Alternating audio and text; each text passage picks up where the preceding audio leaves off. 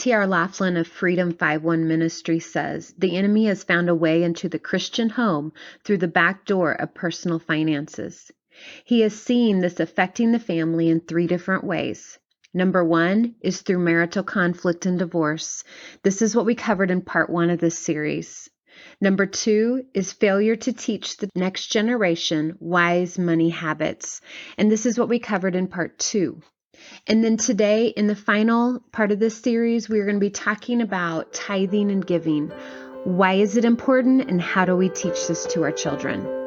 Welcome back to Parenting to Impress, your go-to podcast to learn practical ways to love God and love others, and impress this on the hearts of your children.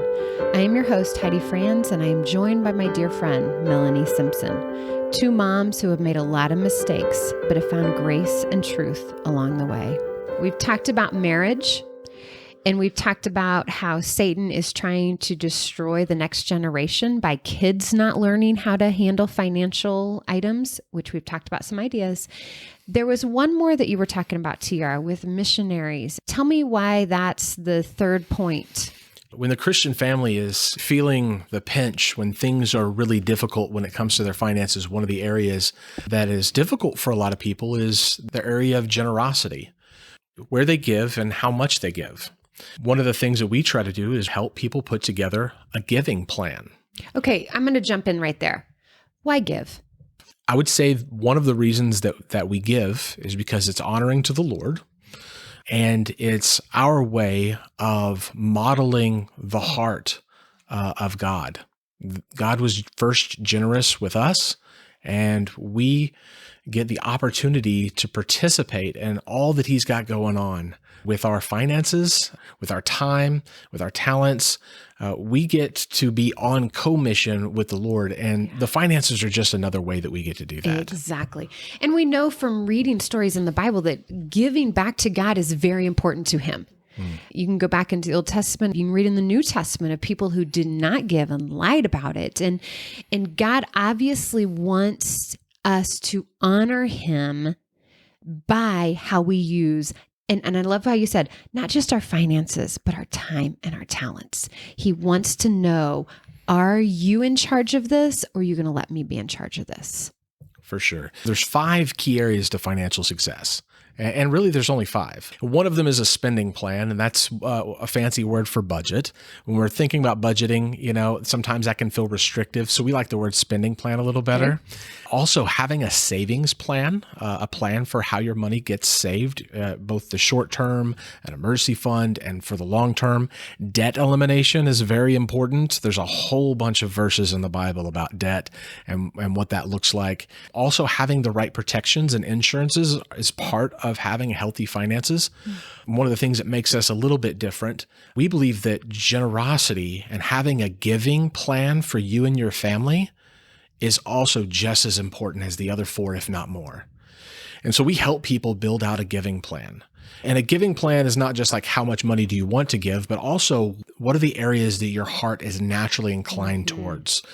God has put inside us to be generous, and we kind of intrinsically know this because we want to help other people. We feel that we want to help other people. We just don't always have the ability to do that. We help people find out where their heart is naturally inclined to and build a plan accordingly. And then we make sure that that gets included as the top line item on a spending plan, that money comes first. We call it net spendable income. What you live on is after what you give to the Lord. And so that's what we do, is we help people build those. Because when God is first in your finances, everything else is going to make sense. Proverbs 3:9 says, honor the Lord with your wealth. Goes on to talk about the first fruits. But just that, what you were saying is that when we demonstrate honor to God, we don't get to hold back or hide a part of ourselves. Mm-hmm. God calls all of us, every part of us, in obedience and in love to Him. And you hit on this in the first episode. There's a disconnect people feel between I'm a Christian, I'm a believer, I go to church, I serve, but my money is my money. God doesn't get to touch my money. And in this verse, it says, honor the Lord with your wealth. Mm-hmm. I think people automatically think, well, I'm not wealthy, so that's not me. Yes, that too. And so when we look across the entire scriptures, that is taking that word out of context. Yeah. And how many times does it talk about not making an idol out of money, which is effectively what we do when we have that disconnect, right? I mean, we're worshiping money instead of God. I very much appreciate that you all in your organization move that up to the forefront, that should be the natural outpouring of any provision that we have, is the ability to then be a generous giver. Melanie, I like what you said there on that verse when it says the first fruits of labor. Can you imagine this? You have a giant field and you're expecting that the crop is going to come and you're hoping that the crop is going to come. But now it starts popping up. So what do? You take the first of it and you give it to the Lord, expecting that the rest will come. And it says, then your barns will be filled and your vats will be bursting with wine. Can you imagine taking your first of your wealth, expecting that the Lord will provide the rest? That's the type of dependency on the Lord that cultivates a generous heart. But doesn't that just show an example of trust? That says, I am not trying to control.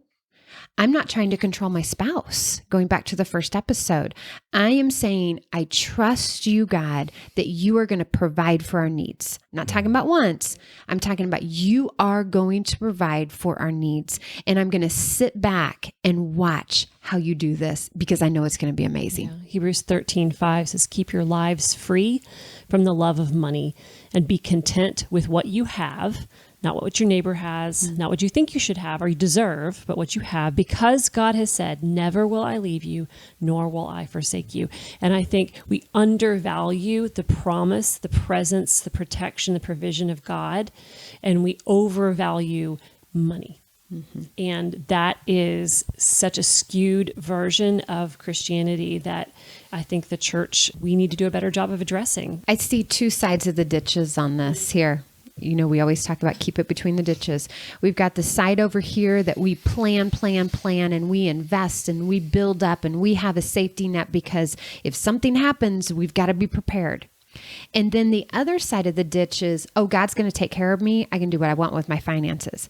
And I'm going to say both of those are wrong. The one you're talking about is where God's going to take care of me either way, is this weird inverse pride where it's like, again, it's that passive faith. Like I can just sit back and let God take care of me. But we have an opportunity to co-labor, just to partner with God. How often we talk about the Henry Blackaby quote of God is working. All we got to do is just step in. I mean, he will always have an opportunity. He's always at work. So giving is an opportunity to step in and participate in that. And so is budgeting and saving, all the ways that we can be intentional with our money.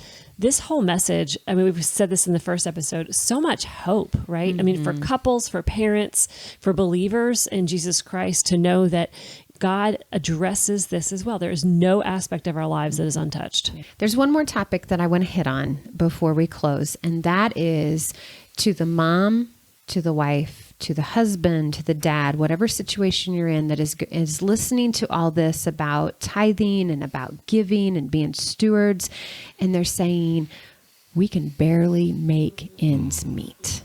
You had a great statistic for the number of people who are still living paycheck to paycheck. What was that? 70% of folks are living paycheck to paycheck. And 2/3 don't have a written plan for where their finances are. And the majority of folks are not ready for an emergency that's over $1,000. Wow. So how do people who know that they are in that 70%, they know they need help, they want to give to God, how do you help them step out in faith? What would you say to them? So I had a husband and wife that were sitting down with us and they were wanting to build out their personal budget. But before we got there, we started with the giving plan. What is your heart naturally inclined towards? What we found out is they really love the idea of helping children, specifically St. Jude's Children's Hospital was kind of on their heart, but they just weren't in a spot to join in on what they're doing at St. Jude's. So we put together a plan when they go to the store that they would buy $5 roll of cookie dough, that they would bake up these cookies and take them around to the moms in the apartment complex of which they lived, because the moms maybe don't have that kind of time to bake cookies up for the kiddos. And what we're doing is we're cultivating that. We're starting that. We're planting seeds to get to the point to where you're not just going to be generous because now all of a sudden you have margin in your finances. Right. Like you have to start somewhere. And so we like to encourage people to start wherever they are. And we believe that the Lord honors that. Oh, man. I love that. One of the things that came to my mind is if you want to help missionaries, once a month, sit down with your kids and write a letter to them. Draw pictures and pray over them. There are so many things that we can do that don't have to be checks written of $10,000. And this is perfect for kids because, our children, they do have a monetary gift and they decide they want to share that, but they can write letters. They can be praying for a missionary family. They can even, Heidi, I think about how often your kiddos make things to sell to raise funds for their own missionary work, for others. So, it's just a beautiful opportunity. I love this so much. TR, I have been blessed greatly. Is there anything you want to close in? I would love to see the next generation be God-centered in their thinking and well-managed before they even get to the launch stage. And so however we can help to do that, it's an honor to serve. I love that. I have to say, TR and his wife and my husband and I go to the same church. And I was walking through the foyer about a month ago, and TR said, Heidi, I've got this idea for a podcast. And I was like, tell me. And this is what I love so much about your heart. You see a need. God is working through you to come up with ways that you can love on these families. And you did not ask me to be on this podcast. Actually, when I said, TR, come join us, you're like, no. This is not about you. And that is why I want to encourage everybody who is listening to this podcast. If you want to talk to somebody who is going to love you and your spouse, through figuring out how to be good stewards with your money, I want to encourage you to contact TR. TR, you have given a wealth of information that I think is going to give a lot of families hope. But this information doesn't stop on the podcast. They can actually contact you. Yes. Tell me about how they can get a hold of you. So if you go to our website, freedom5one.com, freedom5one.com, you'll see a set up an appointment, and on there we have a space to contact a coach. Virtual coaching is available. And so that's the best way to get a hold of us, is to go through the website. Okay. And what's this going to cost me? I have my husband and I, we come in and talk to you. What's it going to cost? So we like to work with people for several months. Usually it's 5 sessions, 6 months to a year, because we're looking to create habits. We're not just wanting to do information transfer. We actually want you to have new habits and a new mindset around your money and to work on communication. That takes a little while. On average, financial coaching would be around $1,500. But as ministers, we have gone out and raised funds to offer 80% scholarships and even 100% scholarships for those that $250 would be just a little too much for them. Our whole goal is to make financial education accessible to everyone, regardless of where you are. We want to be able to help. And so if you're ready and you want to make some movements on your money, reach out to us. We would love to serve. Because you are a missionary yourself. Yes. This is your ministry to help families out. Okay. So now I'm a husband sitting there going, man, we need this. We need this so bad, but there is no way my wife is going to come on board. Will you talk to just one spouse? How does that work? Yeah. So we would rather talk to one spouse than no spouses. But the ideal goal would be to have both people on the call with us to be able to really work through those things. If we can meet them one time, we usually make it safe enough that they'll follow through and come back. That's part of our goal is to make sure that their goals are front and center from the moment that we meet. And that usually makes people feel pretty comfortable about it. I love that. And it sounds like this is something that you can take to the Lord in prayer. God can move mountains, even in a spouse that is refusing to discuss this. Take it to God in prayer and see what God will do. Heidi, one of the things we just want to leave our listeners with is in this conversation, we are all well aware that the area of finances can bring about tremendous stress, stress for your present, stress for your future. And I just want to remind our listeners that we are called to live a life at peace, and we are called to live an abundant life. And so when we are experiencing stress due to financial either hardship or just a need to kind of rethink how we handle our finances, let that be a reminder that we are called to live differently than the world, and that as we walk with God, He continues to transform our hearts, and that includes the area of finances. So just what a blessing to be able to talk with you, Coach T, to be able to have some of these questions addressed. And I hope just start the conversation. I hope that this is just the first place where you start to think about finances. Thank you. And Coach T, would you pray us out? Absolutely. I'd be honored. Father God, we know that you are the creator and the giver of all things, that all the good and perfect gifts come from you. And I just pray that if there are people out there that are feeling the anxiety, that they would be able to cast all their anxieties on you with this, and they can ask for help, and they can give thanksgiving, and you will bless them with the peace of God that surpasses all that understanding. Father, thank you so much that we get the opportunity to serve in the many different ways that you have called us to. And I just pray that you would inspire us and empower us to be able to do so and to walk with you as we do it. So we ask these things because you've given us a way, and that way is Jesus. So in Jesus' name, amen. We want to thank you for listening to the Parenting to Impress podcast.